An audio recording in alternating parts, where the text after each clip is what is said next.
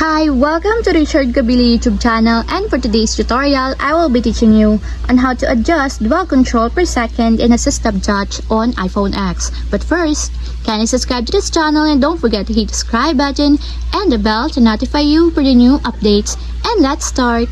Using your iPhone X, from your home screen first, go to Settings. Then in the settings, scroll down and find the accessibility and then top. Then in the accessibility, scroll down again and go to physical and motor section and then tap the touch.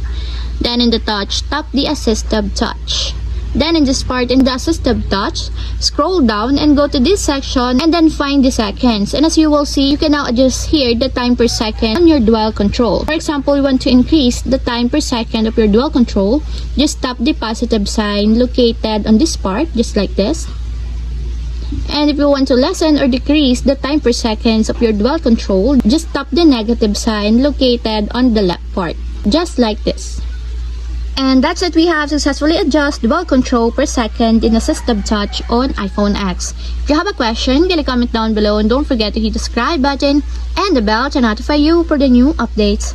And thank you for watching!